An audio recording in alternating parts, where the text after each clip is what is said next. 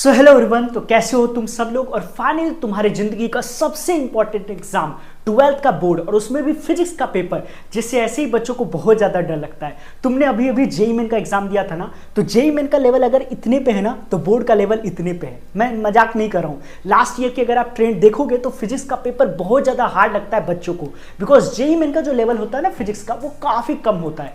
तो चलिए, फिजिक्स का वैसे तो एक्सपर्ट नहीं हूँ, लेकिन जितनी भी इंपॉर्टेंट चैप्टर्स हैं यहाँ पे देख सकते हो, तुम्हारे पास पेजेज है, सारे इंपॉर्टेंट चैप्टर्स मैं बता दूंगा। और कुछ पैटर्न्स के बारे में पहले बात कर लेते हैं, उसके बाद चैप्टर्स के बारे में बात करेंगे, ठीक है। तो अब तक तुमने ऑलरेडी बहुत सारे वीडियोस फिर भी देख ही लिया होगा, क्योंकि तुम आदत से मजबूर हो। तो फिर भी एक बार इंफॉर्मेशन दे देता हूं। यहाँ पे 5 सेक्शंस होते हैं, section A, section B, section C, section D, section E. Section A में 16 क्वेश्चन होते हैं, जिसमें 12 तो एमसीक्यू होते हैं और 4 असर्शन रीजनिंग वाला क्वेश्चन होता है। असर्शन रीजनिंग वाला क्वेश्चन इस बार भी जेईई मेन में कुछ क्वेश्चन था, और जो नीट के बच्चे होते हैं उनका बहुत अच्छा कमांड होता है, तो 1 मार्क्स का होता है। सेक्शन बी में 5 question very short answer type के 2 नंबर के क्वेश्चन होते हैं। सेक्शन सी में 7 क्वेश्चन होता है शॉर्ट आंसर टाइप 3 नंबर वाले। सेक्शन डी 2 क्वेश्चन होता है केस बेस्ड 4 नंबर। और यही वो पार्ट है जो बच्चों को बहुत ज्यादा डरावना लगता है, क्योंकि केस बेस्ड क्वेश्चन थोड़ा सा मुश्किल हो जाता है बच्चों के लिए। और section E 3 question long answer, जिसमें लंबे लंबे आपको लिखने होते हैं। एक चीज हमेशा ध्यान रखना, अगर कोई भी क्वेश्चन 5 नंबर का है तो उसमें 7 पॉइंट जरूर लिख करके आना। और एक लास्ट में मैंने लिखा है टॉपर्स आंसर शीट। इसमें एक ही चीज काम करके होती है। मैंने बहुत सारे टॉपर्स के आंसर शीट देखे हैं, वो क्या करते हैं ना, चीजों को अंडरलाइन करते हैं। तो टीचर जब चेक कर रहा होता है तो उसको वो मार्क दे देता है। सिंपल, मैंने पहले भी बोला है, फिर से एक ही चीज बोलूंगा। बोर्ड्स का जो क्राइटेरिया होता है और जेईई मेन का जो क्राइटेरिया होता है, दोनों अलग होता है। जैसे मैंने बोला था कि बोर्ड्स में कितना अच्छे से आप चीजों को प्रेजेंट करते हो, वो अल्टीमेटली मैटर करता है कि तुम्हें कितना खूबसूरत, मतलब जितना खूबसूरत हैंडराइटिंग, जितना खूबसूरत प्रेजेंटेशन, उतने ज्यादा मार्क्स आते हैं, ठीक है। एनीवे, एक बार इधर देख लेते हैं क्या पैटर्न रहने वाला है। ये सैंपल पेपर से उठाया गया, कोई एग्जैक्टली ऐसा ही होगा, गारंटी नहीं, लेकिन तुम्हें आइडिया लग जाएगा कि किसका वेटेज कितना ज्यादा होता है। तो थ्योरी 22 नंबर का होता है, डेरिवेशन 16 नंबर का होता है, न्यूमेरिकल्स 32 नंबर का होता है। न्यूमेरिकल्स वाला पार्ट तुम्हारा स्ट्रॉन्ग होगा अगर तुम जेईई के बच्चे हो, लेकिन डेरिवेशंस वाला ही पार्ट में बच्चे अक्सर डरा करते हैं, बिकॉज उनको डेरिवेशंस की आदत नहीं होती है, अनटिल अनलेस कि आपने जेईई एडवांस की अच्छी वाली डेप्थ में पढ़ाई नहीं करी है। तो इस चीज का हम लोग ध्यान रखेंगे। टोटल 70 नंबर के होते हैं, 30 नंबर का ऑलरेडी प्रैक्टिकल तुमने दे रखा होगा। अगर हम बात करें जेईई मेन वर्सेस बोर्ड, तो मैंने बता ही दिया कि अभी फिलहाल जेईई मेन में जो फिजिक्स का लेवल है वो थोड़ा नीचे है, एंड बोर्ड का लेवल थोड़ा सा ठीक ठाक आ जाता है, मतलब डेरिवेशंस वगैरह को देखें तो ठीक ठाक रहता है।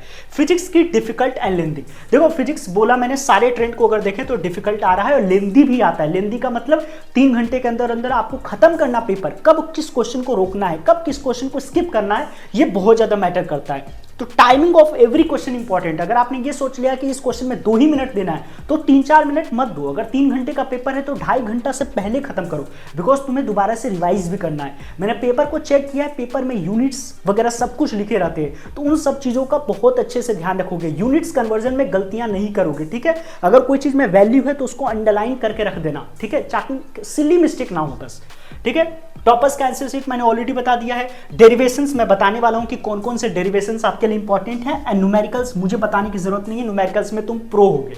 अब देखो, मैंने यहां पे लिखा ना green topic, yellow topic, red topic.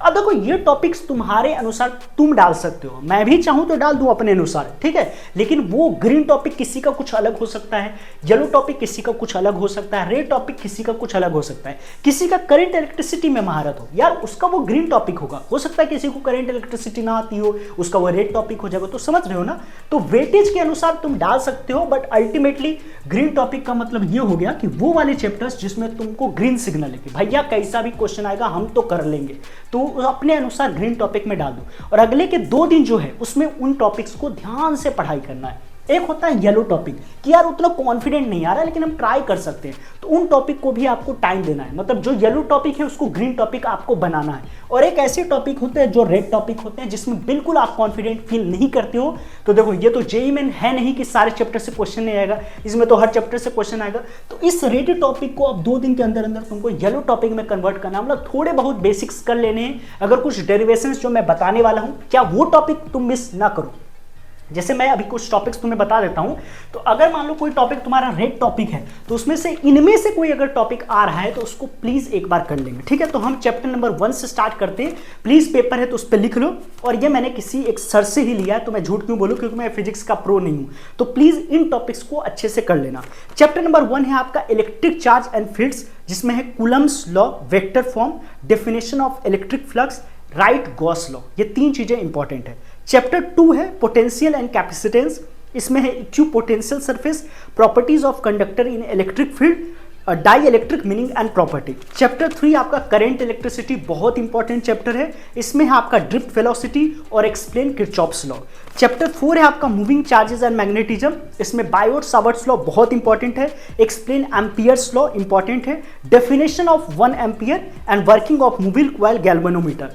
Number chapter 5 magnetism and matter, इसमें है paramagnetic, ferromagnetic, diamagnetic and its properties. Chapter number 6 EMI, Faraday's law, self and mutual inductance, Lenz law, ठीक है, ये सारे इंपॉर्टेंट है।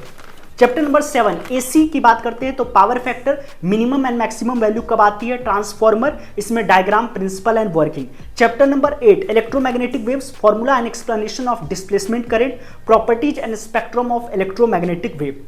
चैप्टर 9 जो है आपका रे ऑप्टिक्स, उसमें total internal reflection and explain working of optical fibre, diagram of microscope and telescope. Chapter number 10 आपका है वेव ऑप्टिक्स, जिसमें हाइसेनबर्ग प्रिंसिपल और इंटरफेरेंस वर्सेस डिफ्रैक्शन आपको आता है, यानी चेक कर लेना।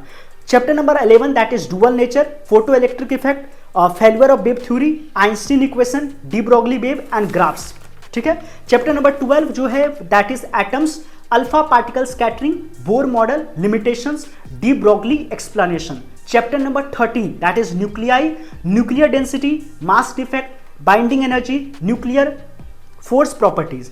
चैप्टर नंबर 14 जो कि सेमीकंडक्टर है, बहुत ज्यादा इंपॉर्टेंट है। देखो एनर्जी बैंड डायग्राम जो कंडक्टर इंसुलेटर सेमीकंडक्टर का होता है, doping, then PN junction, forward bias and reverse bias, half wave या फुल वेव रेक्टिफायर डायग्राम, ठीक है। तो ये सारी चीज रहे, और एक बहुत ज्यादा इंपॉर्टेंट है, कुछ डेरिवेशंस होते हैं। Physics is the game of derivation as far as boards are considered.